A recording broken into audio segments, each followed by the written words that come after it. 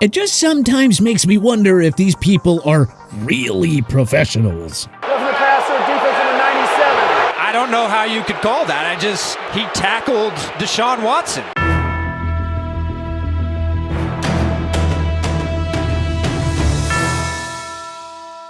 With the 18-week regular season schedule now behind us, let's dive into 30 of the absolute worst NFL officiating calls from 2022. A call that determined the playoff picture. The Washington Commanders barely missed out on the NFL postseason with an 8-1 record. Frustrated Washington fans can simply look back on a brutal no-call late in the Week 15 home game against the New York Giants. Facing a 4th-and-goal situation and trailing by 8 with a minute left, Washington QB Taylor Heinicke attempted a pass to wide receiver Curtis Samuel in the end zone. The pass fell incomplete, largely because Darnay Holmes of the Giants got away with a blatant pass interference. The NFL later admitted that the refs should have made that call. Not that it made Washington fans feel any better. That must-have game ruined their chances at making the playoffs.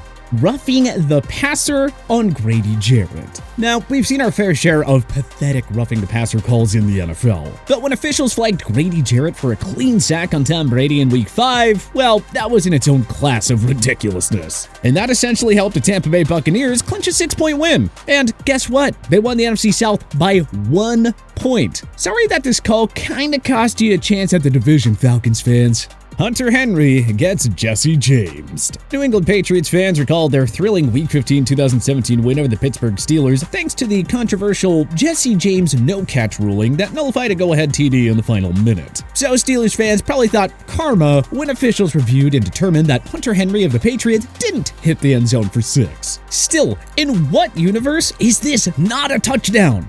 Oh yeah, the NFL universe. This isn't pass interference? What's so maddening about the pass interference thing in football? Well, they always throw the flag when it's not PI, and yet they always seem to miss the most obvious PI infractions. Case in point, this play between the New England Patriots and Buffalo Bills, which, by the way, was a must-win for the Pats. Nick Bosa's roughing the passer call takes away pick 6. For starters, we can say good thing that the San Francisco 49ers won this game. Otherwise, NFL officials wouldn't have heard the end of this. Shame on Nick Bosa for trying to sack Geno Smith, which nullified a pick 6 for the San Fran defense. Don't worry, at some point, we'll just be playing flag football. A Giants mistake of a call on Sterling Shepard. New York Giants QB Daniel Jones made a great play to find Kenny Galladay for a pivotal 3rd-down conversion in their Week 3 home game against the Dallas Cowboys. The only issue, Giants wide receiver Sterling Shepard was flagged for offensive pass interference while trying to run a route. But we're gonna need someone to explain to us how in the world this was offensive PI, because we're not seeing it at all. The refs cost New Orleans again. Okay, so stop us if you've heard this one before. The New Orleans Saints on the wrong side of a horrible officiating mistake. Officials flagged Bradley Roby for a personal foul infraction. So that, of course, set up the Bucs' go-ahead TD drive. They put up 17 total points in the 4th to win 20-10. 41-second play clock. The Green Bay Packers won an overtime thriller against the Patriots back in Week 4. And it's a good thing that they won this game, or else we would have a much clearer memory of the 41-second play clock that helped New England to a TD in the 3rd quarter. Yeah, pay close attention to the play clock. It clearly hit 0 before the Patriots snap it. Gotta look at the play clock. And there it goes again. They were generous. They didn't beat it. Tripping is legal now. Tripping is a far more frequent penalty in hockey than it is in American football. Still, that doesn't give officials an excuse to miss the most blatant and obvious of tripping infractions, like this no call on Chris Jones against Josh Allen back in Week 6. But the Bills also managed to bounce back from a terrible officiating call en route to a victory, so I guess the NFL refs were saved from further backlash yet again. This was not a touchdown for Justin Fields. From the normal TV camera angle, it looks as if the Packers stuffed Chicago Bears QB Justin Fields on a QB sneak to force a turnover on downs, right? Wrong. When you look at the side angle, it's quite clear that the football broke the plane for 6. But it was ruled no TD, and the Packers would go on to melt the clock and ice the game with a Mason Crosby field goal. Roughing the passer on Brandon Stephens. The worst roughing the passer calls are the ones that essentially dictate the outcome of a game. And that is exactly what happened in the Bills-Baltimore Ravens Week 4 game, which carried significant implications on the final AFC standings. With the game tied ahead of the 2-minute warning, Josh Allen had the Bills driving for the game-winning field goal. Allen threw an incomplete pass, but drew a roughing the passer penalty on a rather clean hit from Brandon. The short field allowed the Bills to melt the clock and kick the game-winning field goal. Just another inexcusable call that can't be made in that kind of situation. Roughing the passer, defense, number 23. What do you think? 15-yard penalty, first down. Pathetic offensive PI call on Courtland Sutton. Beating Patrick Mahomes and the Kansas City Chiefs is tough enough to begin with. But you know what's even harder? When officials are making phantom offensive PI penalties like this on Courtland Sutton, which eliminated a huge catch by the Denver Broncos star wideout.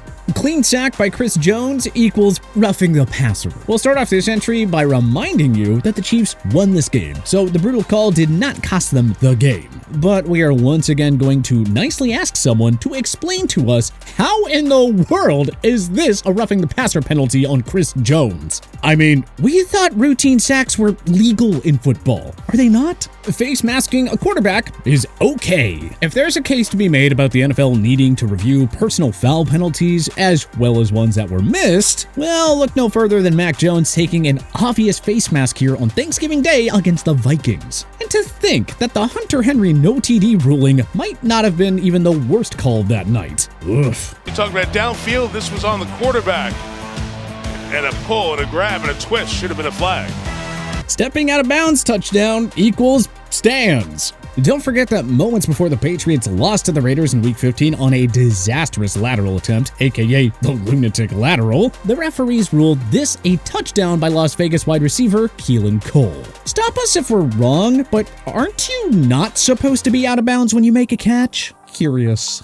Adam Thielen face mask equals defensive PI? This call is so incredibly horrific that, I mean, you just kinda have to laugh. Especially considering that it happened to the Saints of all teams, because yet again, this team is always screwed by the refs. Late in the Saints Week 4 game against the Minnesota Vikings, New Orleans cornerback Marshawn Lattimore was somehow flagged for defensive pass interference when Adam Thielen clearly face masked him. Man, it has never been harder to play defense in the NFL. Jacoby Brissett gets away with illegal spike. You may not know this, but there's a rule in the NFL where quarterbacks cannot hesitate to spike the ball. They have to do it instantly or else it's a penalty. Intentional grounding, lost the down, 10-second run-off at the end of the game. But officials missed this during the end of the Cleveland Browns-Carolina Panthers Week 1 game. Cleveland QB Jacoby Brissett clearly delayed on his spike, which drew a flag. Except the officials picked up the flag. So Cleveland kicker Cade York ran out for a game-winning 60-yarder. And what do you know? He made it, because, of course, we need more controversy in the NFL. There's no foul on the play. The player faked the spike and then threw the spike. But it's wrong! Illegal headshot on Justin Fields. It feels like no quarterback should draw more roughing the passer calls than Justin Fields. The problem, of course, is that referees always seem to miss blatant roughing the passer infractions committed on him going back to his rookie season. For example, can someone please tell us how this is a clean hit on Fields? It's the type of hit that the NFL is supposed to be taking out of the play.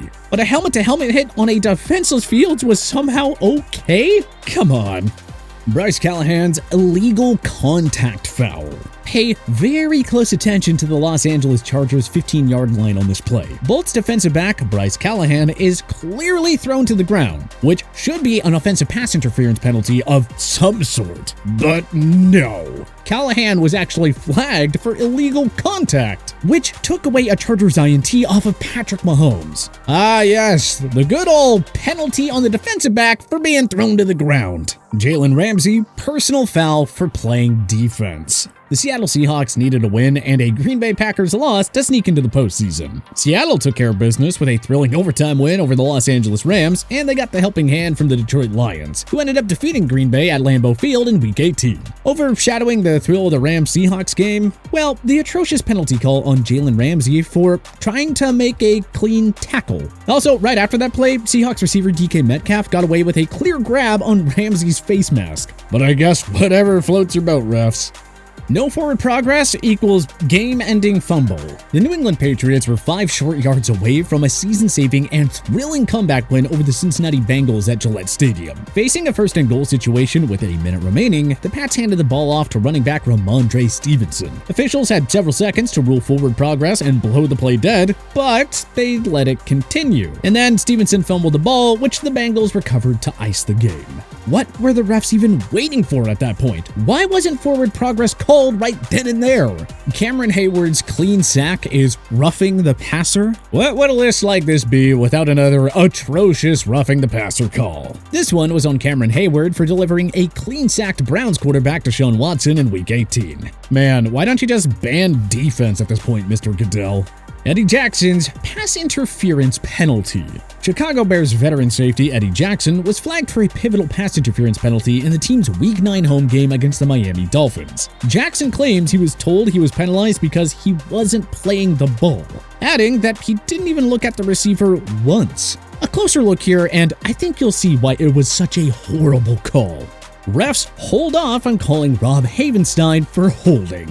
If you need evidence that it's too hard to play defense in today's NFL, consider more than the lame pass interference calls. It's also the lack of holding calls on offensive linemen that are blatantly chokeholding opposing pass rushers. Just another obvious defensive PI going uncalled. You know, we're pretty confident that you're not supposed to interfere with a receiver when he's about to make a catch over you. Jace Whitaker of the Arizona Cardinals got away with this obvious no-no during the team's Week 17 road game against the Atlanta Falcons. Patriots win thanks to uncalled block in the back. The Patriots beat the arch-rival New York Jets in Week 11 thanks to Marcus Jones's 84-yard punt return touchdown with only 5 seconds left. Take a close look at the clip below, however, and it looks like Mack Wilson of New England got away with a block in the back that A, should have taken the TD off the board, and B, forced Patriots kicker Nick Folk to attempt a field goal instead. We'll say this, we've seen way less get called. That's one way to stop Justin Jefferson. Packers corner Jair Alexander and the officials of that game laid out a pretty smart way to stop Jefferson. Get away with a clear defensive PI call. Quick side note, the refs could have flagged Alexander there for taunting as well, but hey, you do you, NFL Zebras. Jamin Davis's face mask on Dallas Goedert goes uncalled. The Washington Commanders handed the Eagles their first loss of the season back in Week 10. Well, they can thank the officials for that one because somehow Jamin Davis wasn't penalized for face masking Dallas Goedert. Washington recovered a fumble on the play and kicked a field goal to add to their lead. But that should have been a fresh set of downs for Philly, and who knows what would have happened from there. Early whistle. Why? The Vikings erased a 33-0 deficit against the Colts in Week 15 and won 39-36 in overtime, marking the greatest comeback in league history. It's a good thing that many won because the comeback was almost taken away entirely by the officials inexcusably blowing the whistle quickly here. Illegal formation on Terry McLaurin? With just over a minute left, Brian Robinson Jr. apparently found the end zone for 6. However, Terry McLaurin was penalized for an illegal formation, so the TD was taken off the board. The controversy here? The official apparently let McLaurin know ahead of time that he was in a legal formation. But what do you think was the worst officiating call of the 2022 NFL regular season? Let us know in the comment section below. If you like this video and learned a thing or two, clicking the like button helps out a ton, and hey, we appreciate it. If this is your first time coming around to TPS though, subscribing is a great idea, because we put out videos like this every single day. But as always, thanks for watching, and we'll see you guys next time.